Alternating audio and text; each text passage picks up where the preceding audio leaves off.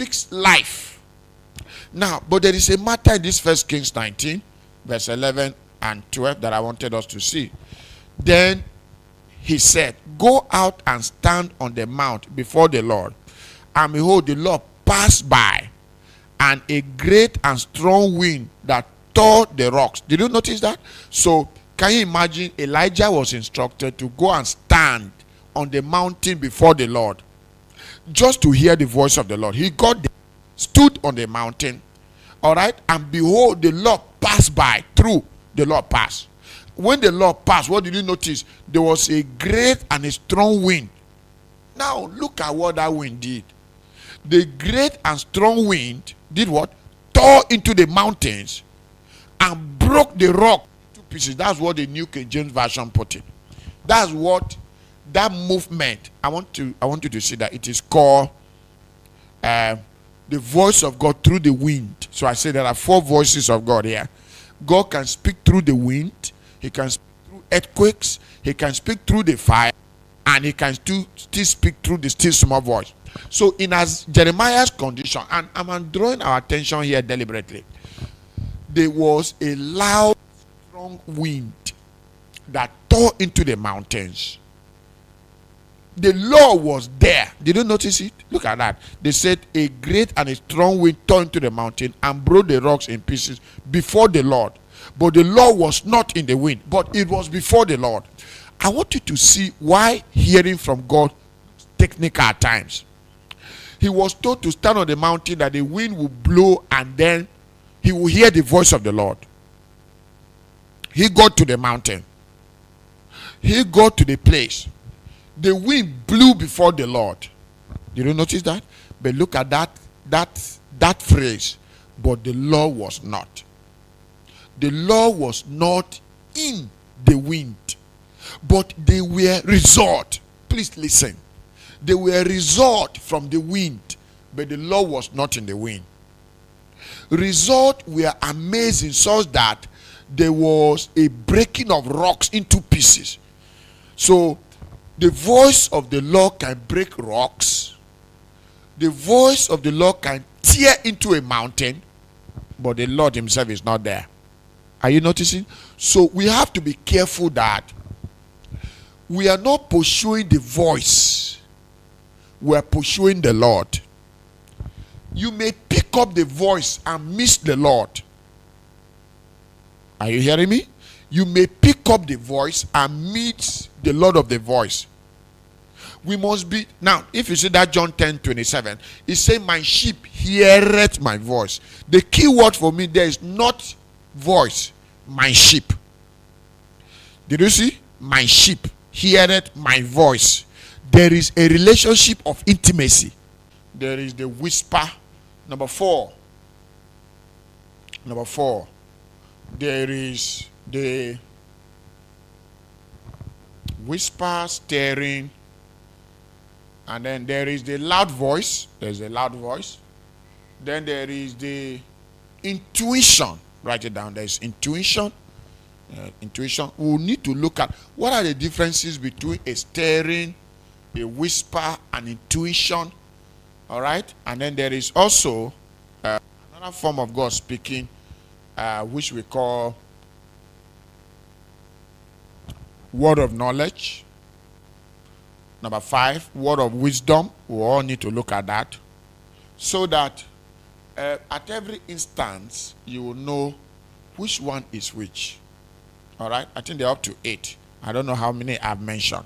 So we now need to look at that so that we can differentiate between a staring and a whisper and a nudge. Yes, there's another one we call a nudge. I had a nudge in my heart. Nudging. I just had a nudge. What do you do when you have a nudge? What do you do when you have a staring?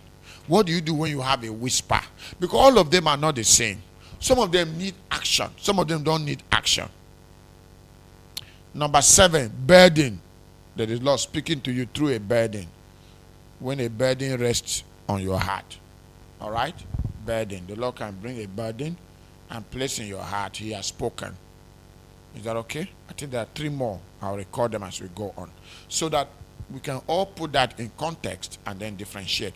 But I was saying number 2, the Bible noted here that immediately after the wind, a strong wind, there was an earthquake. Let me also say here that today there are ministries that look like windy ministry, earthquakes ministry, and fire ministry. Ministry today looks like these categories. And at the end of the day, you notice here that the Lord was not even in the earthquake. An earthquake ministry is a ministry that does tremendous things, very mouth-blowing things. An earthquake. A ministry can operate in an earthquake manner. But if you are carried away with result, you may not be able to check whether the Lord is there. If you go to see what the earthquake has done in a place, an earthquake ministry. Now, all of this is not to say that the Lord was not in the strong wind, the Lord was not in the earthquake. All right, number 3, the Lord was not even in the fire. But these are very magnificent and wonderful experiences we all like to have. Unfortunately, in this story, the Lord was only in the still small voice. And I must say that as we go towards the end time, God is going to raise many more still small voices. And if you are not able to pick those still small voices, you may join the bandwagon. God in this end time is no longer going to be emphasizing strong wind ministries, earthquake ministries, and fire ministries. God will be giving attention to the still small voice. He spoke to them the other day, say, "Fear not, O you of little flock. It is my Father's good pleasure to give you the kingdom."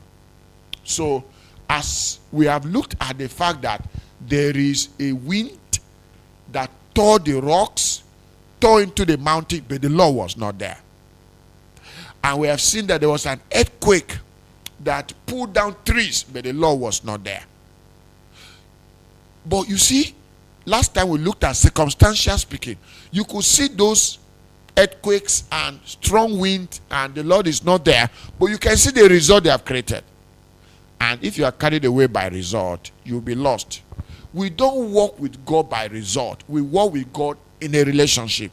That's where intimacy can make you get used to his voice. So that whether the voice come as a whisper, as a stirring, as a burden, as a still small voice, as a loud voice, you will always pick up that voice. Now, the last one here is the still small voice. And I'm saying to you that it looks to me as though as we move towards the perilous times, God is withdrawing the earthquake ministries, the windy ministries, the fiery ministry, and is going to be giving attention to the still small voices. God is going to be using still small meetings, small little corners, small brothers, small sisters. He's going to concentrate his attention there, because he said, "Fear not, O little flock. It is of my Father's good pleasure to give you the kingdom." You give the kingdom to little flocks? Yes. It's a strategy in the spirit. It's a strategy of God. So John 10:27 says, "My sheep heareth my voice." That's the relationship. My sheep, my voice. If it is not his sheep, they will never hear his voice. So intimacy is the basis for hearing his voice. My sheep, possession. All right? We must keep growing until God finally possesses us. My sheep hearing my voice. I know them. Relationship. Look at that. 3 things in that verse. My sheep, they hear my voice. I know them. And number 4, and they follow me. Now, in verse 6 and 7 of that John 10, he said, a hireling shall they not follow. A hireling shall they not follow. So, the voice of God is within the sheep. The voice of God responds to nature. It is the nature of the shepherd that produces the sound in the sheep. If it is not his sheep, it is not his sheep. Goat will never hear the voice of a shepherd. It is not trained like that. All right?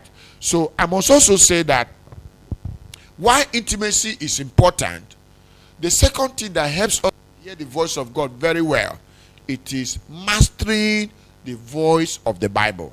You see, a man can trap the voice of God. So trap the voice of God. So in getting to hear the voice of God, in getting to hear the voice of God, you start gradually. But the point comes in that you have trapped the voice of God within you. So you can hear the voice of God behind you. Even though you are going in front, that voice come behind you, saying, this is the way, walk ye in it. So at this point, the voice of God is now trapped within you. It's not coming from outside. The voice is within you. And it speaks behind you. It gives you steps to carry and say, this is the point. This is the path. Don't go this way. Brothers and sisters, we live in the end time. And one of our surest deliverance is when we master the voice of God. People can sit in front of you and pretend to be good businessmen and women, but they are liars. You will need to hear God speaks to you at every instant. You may want to go left, and the Holy Spirit say, go right. Please go right. The Holy Spirit's voice will never be wrong. If you have a steering, you see the difference between a steering and